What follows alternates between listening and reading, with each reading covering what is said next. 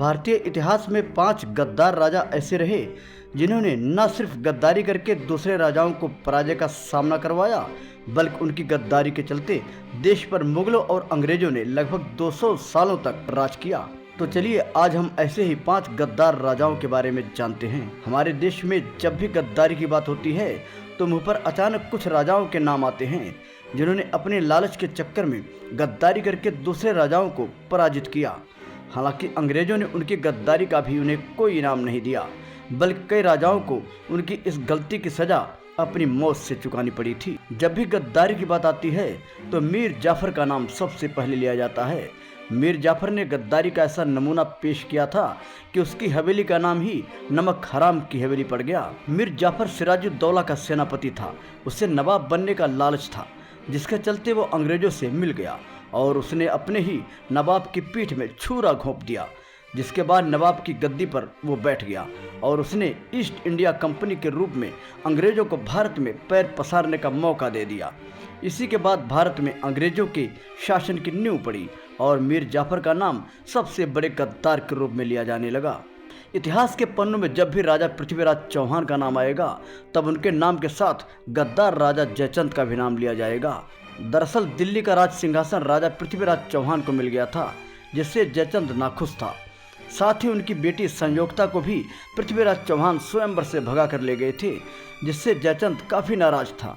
ऐसे में उसने बदला लेने का सोचा और जब मोहम्मद गौरी ने दिल्ली पर हमला किया तो उस समय जयचंद ने मोहम्मद गौरी का साथ दे दिया।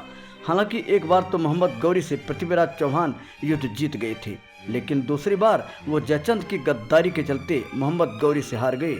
हालांकि युद्ध जीतने के बाद मोहम्मद गौरी ने गद्दार जयचंद को भी मार गिराया था। तीसरा बड़ा गद्दार राजा मान सिंह थे, जो अकबर से डरकर उससे अपनी बहन की शादी ही नहीं की, बल्कि महाराणा प्रताप के विरुद्ध युद्ध में भी उतरा था। बात उन दिनों की है जब महाराणा प्रताप दर दर भटक रहे थे और देश को मुगलों से आज़ाद करवाने के लिए घास की रोटियां खाकर गुजारा कर रहे थे। उस समय मानसिंह मुगलों का साथ देकर महाराणा प्रताप को पराजित करने की प्लानिंग कर रहा था। जब महाराणा प्रताप और मुगलों की सेना के बीच युद्ध हुआ, उस समय कायर मानसिंह ने महाराणा प्रताप का साथ देने की बजाय न केवल मुगलों का साथ दिया, बल्कि वो मुगलों का सेनापति भी बना था। इस तरह क्रूर अकबर के सामने घुटने टेक कर गद्दार मानसिंह ने एक राजपूत की आन बान को कलंकित किया था, जिसे इतिहास कभी भुला नहीं पाएगा। इसी तरह पटियाला के महाराजा के राजा नरेंद्र सिंह का नाम भी गद्दारों में लिया जाता है। कहा जाता है कि जब 1857 की क्रांति में सिखों ने अंग्रेजों के खिलाफ बगावत शुरू की थी, तब राजा नरेंद्र सिंह ने सिखों के इस विद्रोह को दबाने में अंग्रेजों का खूब साथ दिया था। नरेंद्र सिंह ने अंग्रेजों को वो तमाम चीज़ें उपलब्ध कराई थी जिससे सिखों के आंदोलन को दबाया जा सके। इन्हीं में से एक थे राजा अम्भिराज, जो पौरव प्रदेश के राजा पर्वतेश्वर उर्फ यमन पोरस के प्रतिद्वंदी राजा थे, जिनका राज झेलम के पूर्व में था। उन्हें पोरस से ईर्ष्या थी। वहीं अम्भी कायर भी थे। इसी कारण उन्होंने स्वेच्छा से सिकंदर के आगे घुटने टेककर उनकी अधीनता स्वीकार कर ली और पोरस से गद्दारी करके उनके विरुद्ध युद्ध में सिकंदर का साथ दिया था। दोस्तों, ये थे इतिहास के 5 वो गद्दार जिनके कारण भारत को भारी क्षति का सामना करना पड़ा। इतिहास इनके कारनामों पर सदैव लानत भेजता रहेगा। तो दोस्तों, आज के वीडियो में बस इतना।